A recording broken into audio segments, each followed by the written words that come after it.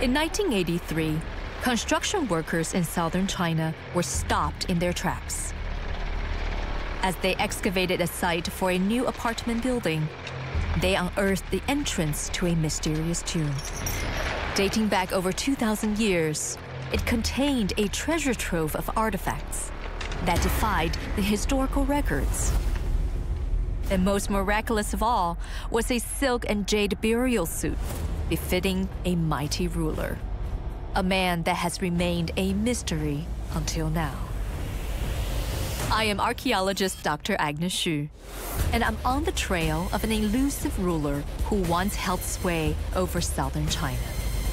I'm investigating the true nature of his forgotten civilization and seeking to know who was this mighty man entombed in the spectacular silk and jade suit.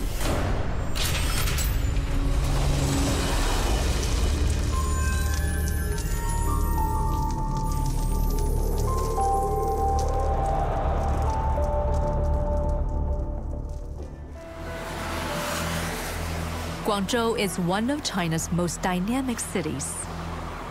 It's an important trading port and the economic powerhouse of southern China. But its current-day sophistication belies a much humbler past.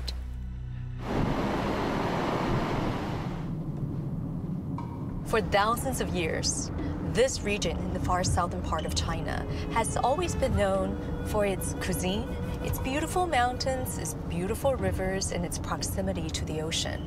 But it was never known as a land of civilization.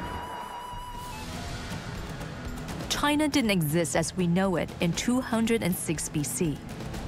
In the north, the fall of the Qing Empire saw Liu Bang establishing the Han Empire with its capital at Chang'an. The Han believed the mountainous region far to their south was home to primitive cultures dominated by savage barbarians. But in 1983, an archaeological discovery shattered our perception of this southern region. At a museum 40 kilometers outside Guangzhou City, I'm meeting archaeologist Professor Huang. 30 years ago, he was a young graduate who was sent to investigate what appeared to be an ancient tomb.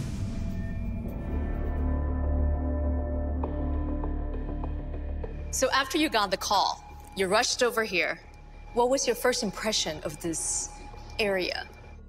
当时的民工呢，在这里呢起房子，一个很高的山，原先香港是一个很高的山。山多高？山有49.7米，就推到这个的时候呢，推了1年多。这里大概是海拔32米的时候，再往下挖的时候就发现这个东西了。那时候您是考古队的队长。对，按照我们考古的那个一看呢，我说，哎，一看这些石头，我就跟邓科长说，这是一个古墓。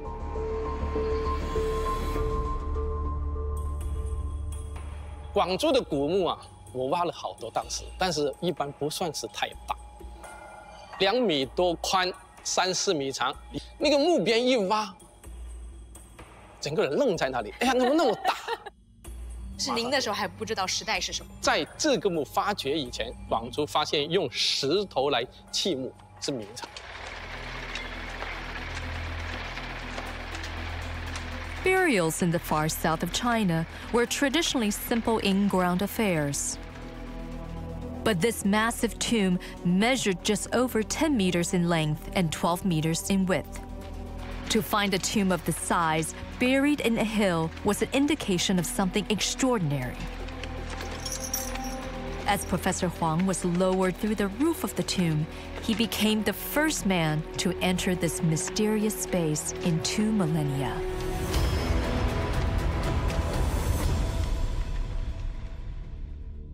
As you descend, what did you see actually? 就有块石头掉下去断了，就是那块石头断了，就有个裂缝，我们就可以爬在那里看。我第一个爬在那里看是什么？一看到这前石，哎呀，我看到前石就看到一个铜鼎。我一看到铜鼎，我就觉得很奇怪，因为我头脑中印象的这个是个明墓，哎呀，怎么看到个汉鼎在那里？哎呀，我说，哎呀，我就跟那个陈伟汉跟钱景祥说，我说，哎，这个可能是汉墓啊，不是明墓。那2个没看，他就笑我，他说你呀、老是想挖汉墓，因为广州最多汉墓。他说你老想挖汉墓，明明是明墓，怎么会有汉代的东西呢？看是铜鼎旁边有个汉代的陶器，这个应该是西汉的墓了。For the young archaeologist, this promised to be the discovery of a lifetime. With the tomb now fully excavated, we can enter simply via the front door. 这个是它的墓道，其实这个墓道很长，因为上面推了18米左右了，所以感觉不到。它原先一直就通到外面的。The front chamber was sealed shut with a security system aimed at keeping out intruders for eternity. But we have the magic phrase. 阿里巴巴芝麻开门。对，就在这里了啊。其实这个门呢，本来它是也有个防盗措施，你就挖到这里还不能进来呢，它门关了。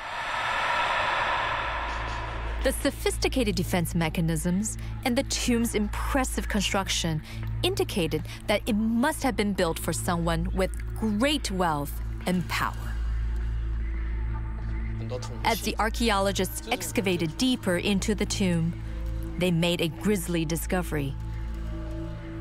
Bone fragments from human remains were found in several chambers. I'm standing in the very place where 4 women were sacrificed so that they can accompany their lord into the afterlife forever. During the Han Dynasty, this custom was actually abandoned. So what's so interesting about finding evidence of human sacrifice here is that we have a paradox here. We have a Han Dynasty tomb during a time when this practice was no longer in existence.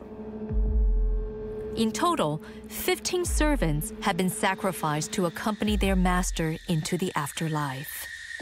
Archaeologists had excavated 3 chambers, a front chamber, an east and west wing chambers.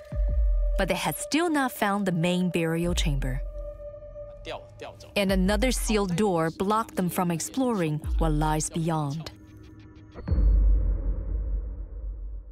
这道门呢，挡了我们好几天的，终于呢开了，就发现一个很惊人的现象，就很多金玉器啊，穿着玉衣啊、木爪就在这里了。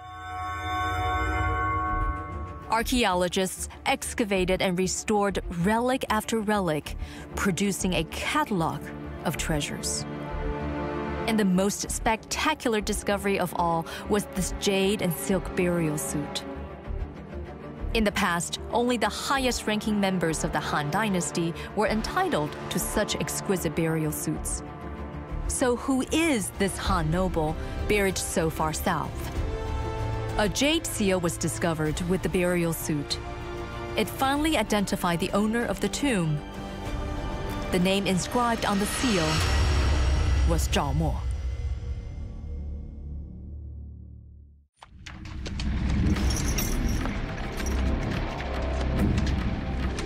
In 1983, in the bustling city of Guangzhou in southern China, an ancient tomb is discovered.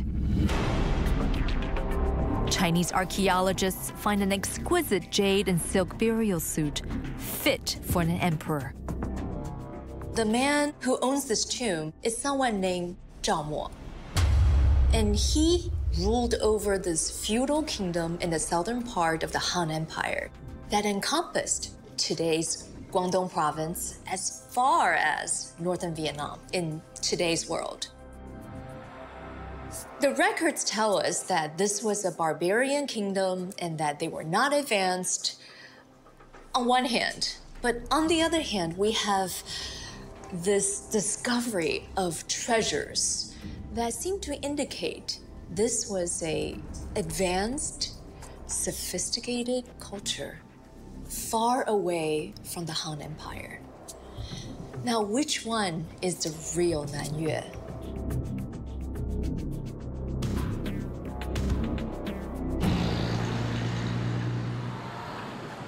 Antiquities expert Professor Chen surprisingly says, the sophistication of the Nanyue Kingdom can be found in, of all places, the bowels of a downtown shopping mall.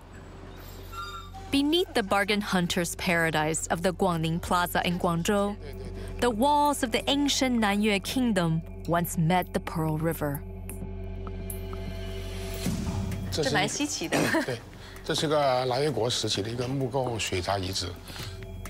This is thought to be the earliest and the best preserved wooden sluice gate ever found in the world.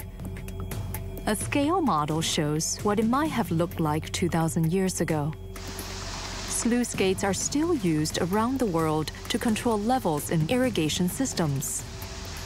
因为这个位置呢，当时的北面呢有一条白云山的水道从这里下来，它就连接着珠江口。这个地方呢，就是南越国最南的一个城墙。墙的这个地方呢，做个水闸，白云山的水下来以后，把它取出起来，以后呢，可以防止外面的这个咸水或者是潮水涌进来。当里面没水的时候，它也可以把外面水吸进来，就会具有排和吸的这个作用。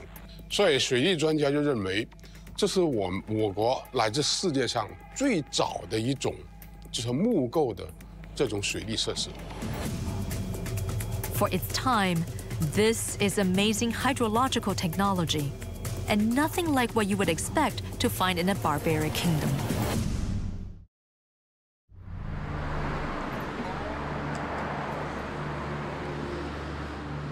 Back at the Museum of the Mausoleum of the Nanyue King, I am ready to explore deeper into the tomb.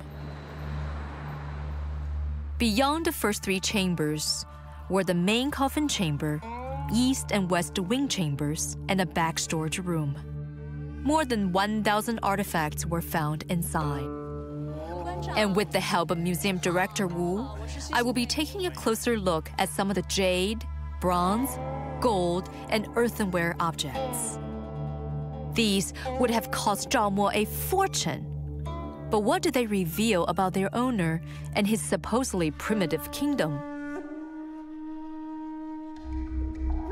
那么最下面一个这个双环的这个玉环，实际上从雕工来说是难度非常大的。 This object is absolutely extraordinary. What does this tell us about the status of the person who was buried here?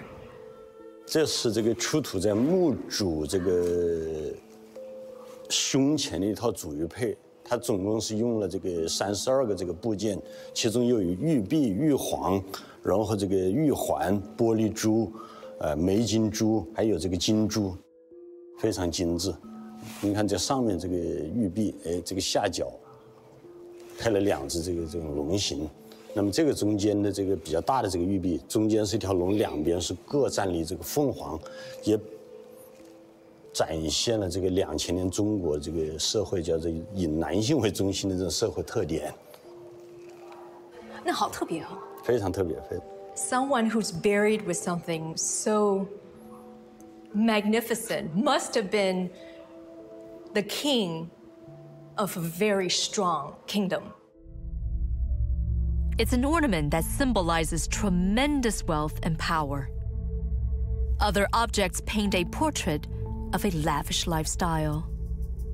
We have an entire room full of musical instruments inside his tomb.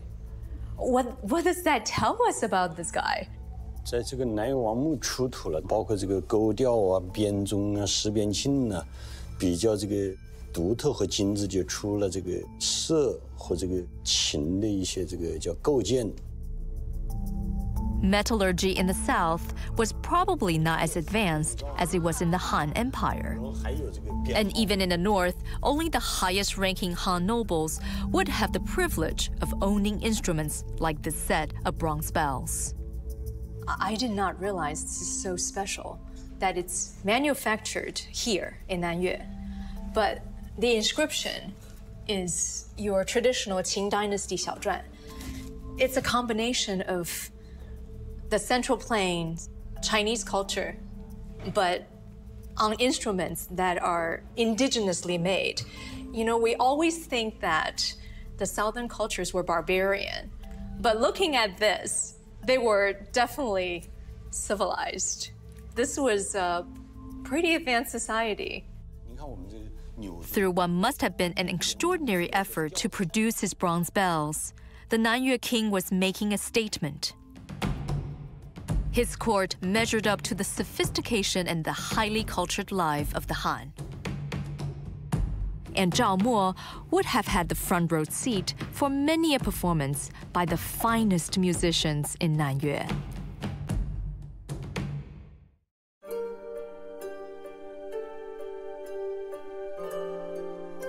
But while the Han spurned human sacrifice, Zhao Mo continued the ancient tradition, as well as taking the lives of concubines and servants. At least one of his favorite musicians was forced to follow him into the grave. 在南岳王墓，它有个叫东耳室的地方，里边出土了成批的这种乐器，而且在里边还殉葬了一位这个年轻的这个乐师，表明了这个南越王对乐器的这个钟爱。那么在中国有一句成语形容这个帝王生活的，叫做钟鸣鼎食，说要敲钟才吃饭，然后那个列鼎而食，那么喝酒、听音乐、饮食，就是形成了古代这个高层社会完整的一套这个叫礼乐制度。Definitely fit for a king. He enjoyed tremendous pleasure in his life and in the afterlife. And there's evidence that Zhao Mo loved his food as much as his music, sharing a culinary obsession that lives on today in southern China. 是啊，对吃是那个举世闻名的，是这个叫无以复加了。More than 50 exquisite cooking implements have been excavated from the Nanyue king's tomb. 这一件是这个是煎的，如果你们这个在广州有机会，建议你们去喝一次早茶。广东人叫煎马蹄糕啊、萝卜糕啊，下面放炭火，就是这种东西。那么还有一道菜，广东叫白切鸡嘛，那个鸡，清蒸之后就切成块儿，蘸那个姜汁。那么这个东西就是2000年前磨那个生姜的那个器具，咱们叫姜叉，一模一样。现在咱们刨萝卜丝，到现在还在用。那么这个鼎一方面是反映了这个墓主人身份的这个高贵，咱们叫钟鸣鼎食了；另一方面也反映了这个广东人的这个饮食这个传统。在南岳王墓就出土了大量的这个海龟啊、海贝啊、荷花雀啊、鸡蛋呐、还有蚬啊、蚝啊这个等等这个东西。真的什么都吃。哎，对，就表明了这种这个喜欢。This tomb is extraordinary. When I was a student just starting out to study Chinese archaeology, we thought that Chinese archaeology was contained to the Central Plains region, that any place below the Yangtze River, they were all barbarians. But today I've seen out of this world jade objects. I've seen musical instruments that were made in this region with carvings of Qing Dynasty inscription. And I have seen an entire suite of cookware, some of which remind me of what we use today. Who is this guy buried here? It puzzles me how he could have collected all the riches. He lived with all these extraordinary things, and he died with them. To find the answers, I will have to search beyond the tomb of Zhao Mo, digging deeper into the origins of the Nanyue kingdom. The tomb of Zhao Mo, the second king of Nanyue, is a subterranean palace stocked full of treasures and indulgences to provide a luxurious afterlife. But Zhao Mo only ruled for 15 years up to 122 BC in what was thought to be a primitive feudal state. But how did he amass such wealth? The historical records suggest that he could thank his grandfather, a man named Zhao Tuo. We know from records that Zhang Tuo started out as a military officer who took advantage of the instability in the north and founded this kingdom in the south. It was in 214 BC that Zhao Tuo was sent by the Qing emperor to conquer and unify the southern Yue tribes. But in less than a decade, the Qing Empire crumbled and the Han Empire took hold. Zhao Tuo grabbed the opportunity to establish a kingdom extending over modern-day regions in Guangdong and Guangxi provinces. To learn more about Zhao Tuo's legacy, I'm on my way to meet Director Quan of the Nanyue Kingdom Palace Museum.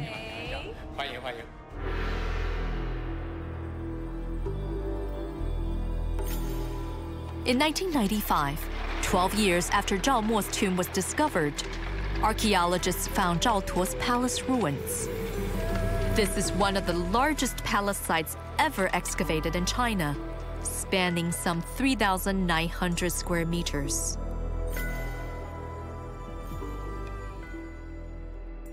在广州市的中心，就发现了一处这个南越国的都城啊，都城呢，它都城里面呢分了好几个区域，就是有这个宫殿区，还有呢，现在我们最重要的一个发掘就是这个御苑区，就是通常讲的后花园。 Where are we exactly where we're standing in context of this layout? 我们现在站的地方呢，应该在这个范围以外，就是那栋房子的后面。 Over there. I see. A scaled-down reconstruction of the palace feels very familiar to me. I'm looking at this. It looks so similar to those we see in the Central Plains. How does it compare to those in the north? 就是根据宫殿模型它的基础啊，根据它那个大小，就是也参考了这个中原的建造模式。因为我们从它的基础能看到，从它的那个建筑构建各种材料能看到，它完全是按照中原的这种高台建筑、这种梁架、这个土木结构来建的一栋房子。所以呢，整个南越的宫殿，从它的布局，从它的宫殿的形制，用的材料都是来自于中原的。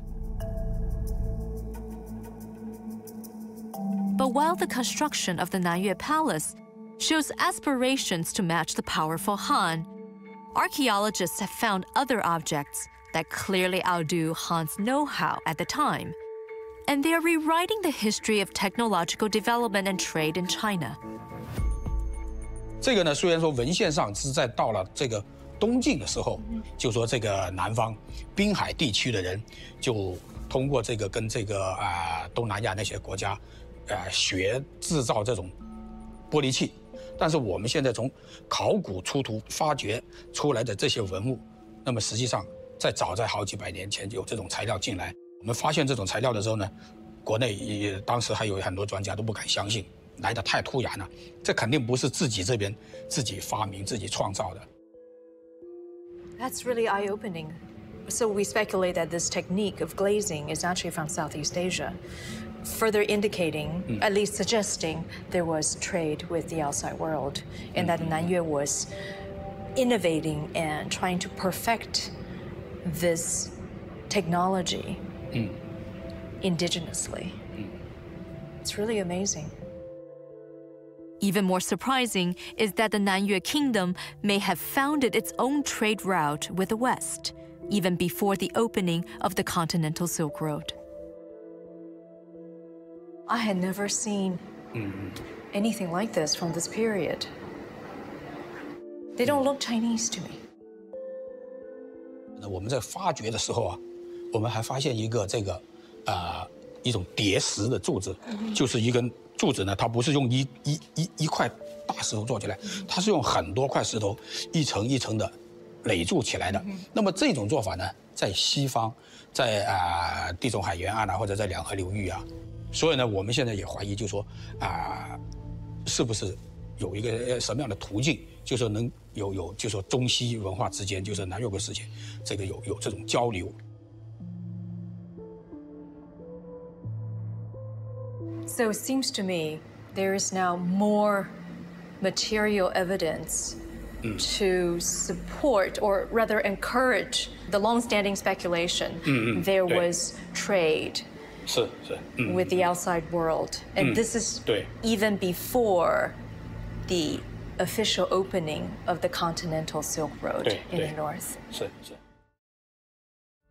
While trade with the outside world would have brought technology and economic growth, it's the relationship with the powerful Han Empire that would ultimately determine the kingdom's future. Zhao Tuo negotiated with 5 successive generations of Han emperors, sometimes by military might and other times by diplomacy. Artifacts found at the palace suggest that the early years were relatively peaceful.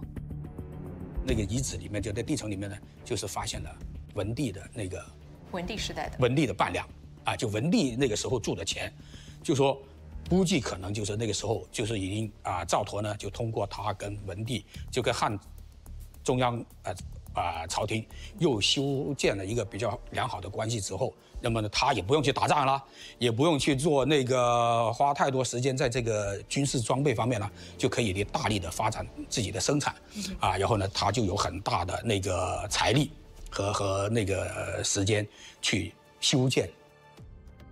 When Zhao Tuo died in 137 BC, his grandson Zhao Mo inherited a kingdom fit for an emperor. Zhao Mo drew on his grandfather's palace as the inspiration for his own tomb. However, some of the tomb objects show evidence of the Nanyue kingdom's military ancestry.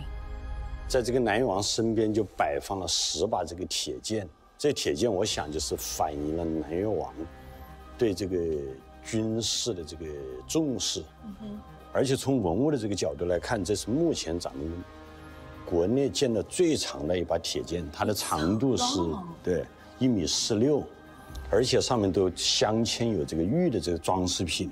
上次也介绍过，这个玉的这个装饰品嵌的这个武器上面，都是这个帝王才能这个使用的。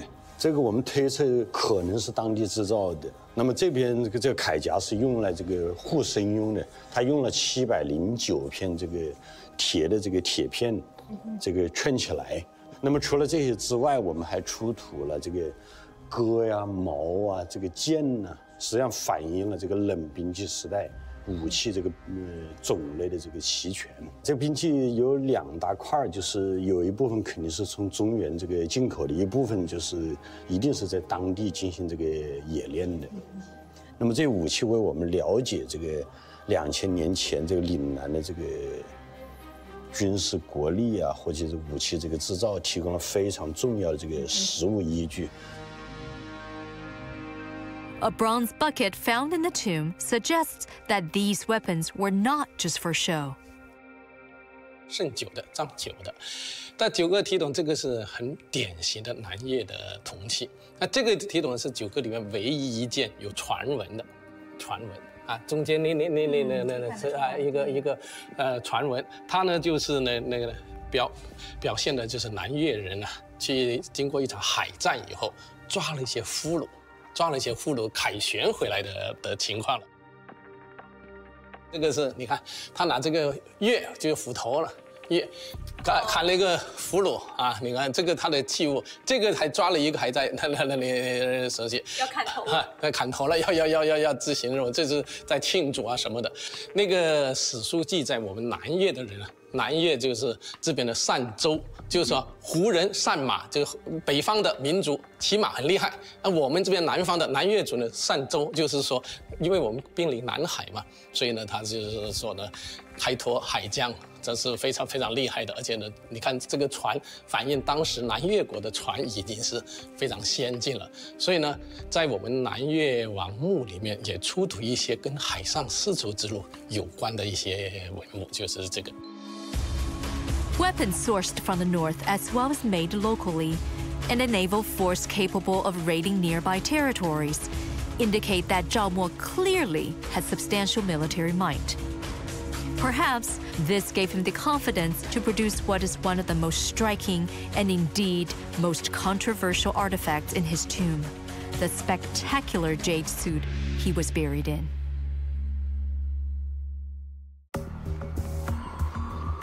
The discovery of a 2,000-year-old tomb in Guangzhou unearthed treasures that have opened a window into ancient China. The most exquisite object of all reveals the Nanyue king's greatest ambition, the quest for immortality. This is a chamber where archaeologists found remnants of a broken jade suit. The jade suit that we now know belonged to Zhao Mo. 这个是举世闻名的这个南越王的丝缕玉衣，它是出土在这个主棺室，整个玉衣用了2291片这个玉片。2291。对。这是我国目前见的年代较早的一套完整的这个玉衣，而且用丝编缀，也体现了一个玉衣的一种新的体制。对，我从来没有看过是丝缕。This was very different from the other jade burial suits found before. They were all stitched together with threads of gold, silver, or bronze.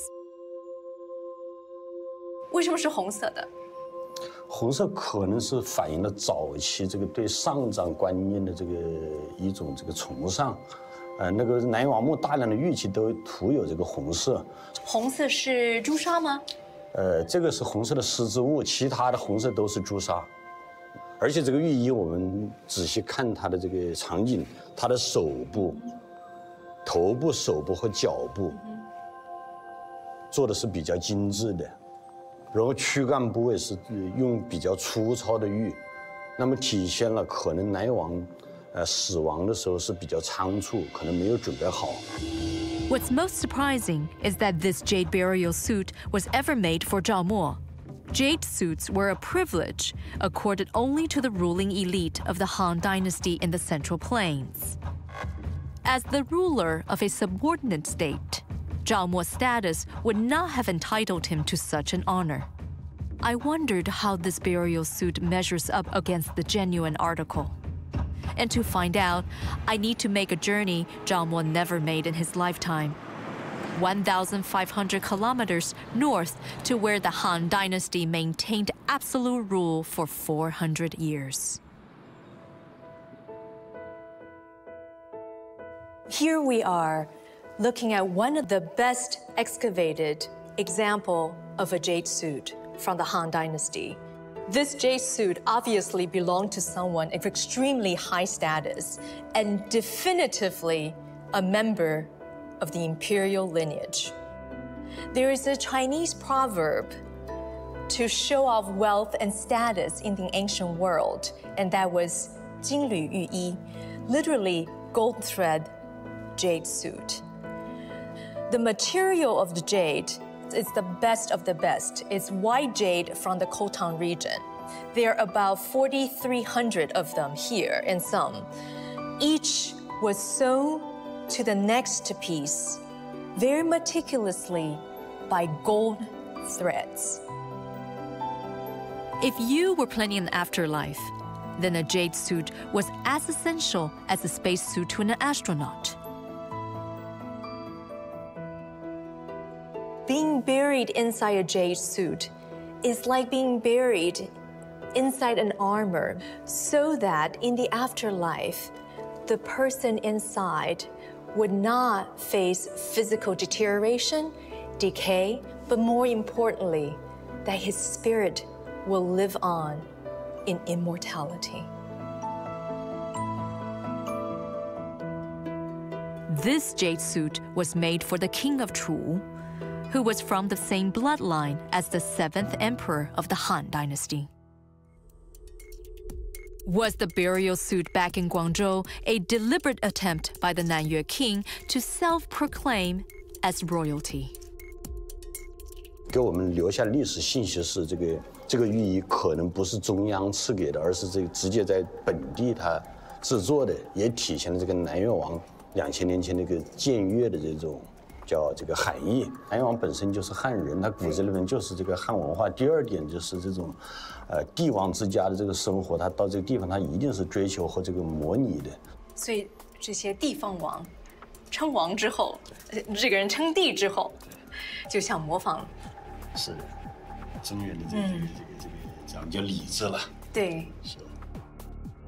This thing must have cost an entire country to make.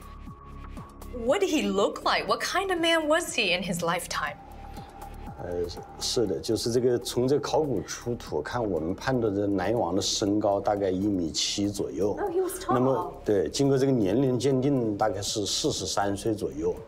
那么我们结合史书和这个南越王墓出土的文物看，这个人，27岁左右继承这个王位，一生体弱多病，同时他缺少了他爷爷那种叫雄心和这个胆略。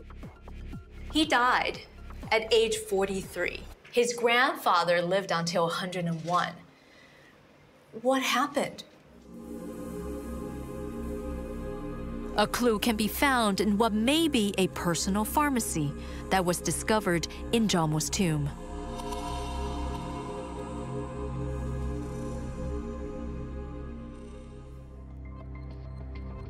Are these ancient Chinese medicines? 这5种药石呢，分别是绿松石、赭石、紫水晶、雄黄和硫磺。咱们查一下要点啊，这个硫磺这种东西对人体的作用来说呢，它外用可以治疗一些疮，一些生疮的一些部位，然后可以去虫。那么雄黄呢，它的组成成分呢是2硫化2砷，内用呢它可以治疗风寒的虚寒等等一些作用。也就是说呢，相对来说，雄黄和硫磺更可以称之为药。So we know the king of Nanyue was sick. He was sickly since childhood, and he died at the young age of 43. So based on this, what do you think he was sick from? 身体寒性偏重于偏凉，你知道在中医里边讲凉寒，那所以呢有雄黄和硫磺这种偏向热的一些药石来补充他的身体。那我觉得呢，他应该得的是风寒之症。But modern medicine has revealed that a couple of Zhaomo's cold and flu remedies may have done more harm than good. In fact, they may have been lethal. 一个就是雄黄，刚才说的雄黄，雄黄是2硫化2砷，砷元素是剧毒的，2硫化2砷还好一点，如果变成砷的氧化物3氧化2砷，大家都知道就是砒霜，是剧毒。So what does it mean? 所以说，是不是首先它虚寒 ，OK， 服用这种所谓的阳性的药物阳热的药物，但是呢过量服用，使得砷的重金属的含量过多了，所以终于一命呜呼。这一点或许是我们的一个推测，当然肯定没有任何人能够下这个定论，但是是有这个可能的。Historical records reveal that throughout his entire reign, Zhaomo used his poor health as an excuse to avoid a long and arduous journey to pay homage to the Han. Instead, as a show of his loyalty, he sent his son Zhao Yingqi. Tensions were obviously high as Zhao Yingqi was kept hostage by the Han court. But the Han surely would have invaded if they had learned of one of the smallest artifacts found in Zhaomo's tomb.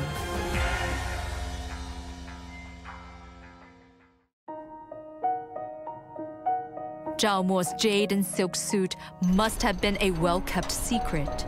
For if it was known he was assuming the status of an emperor, it would have incurred the wrath of the powerful Han dynasty.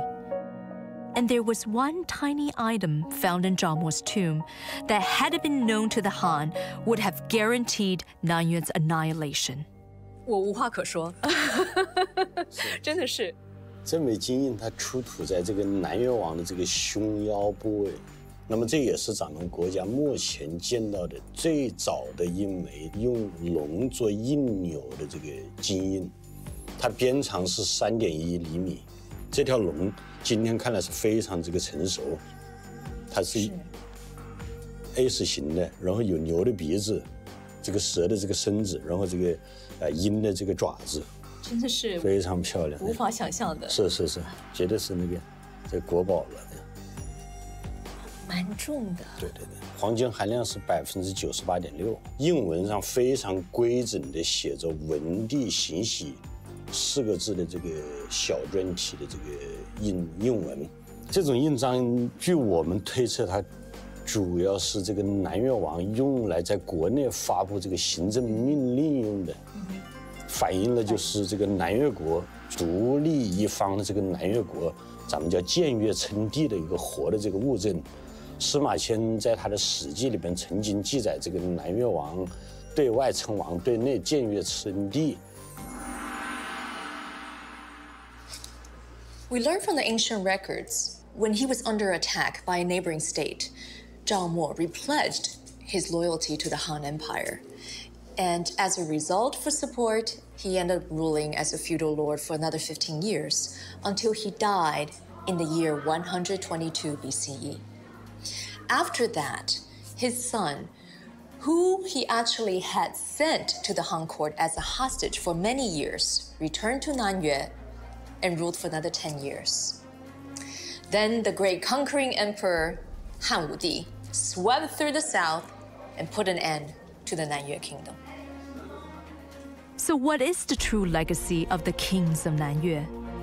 History books recorded that they ruled over a land of barbarians. But in my journey, I have discovered that this was a robust civilization that made technological advances. They built city walls, they built palaces that rivaled those in the Central Plains region.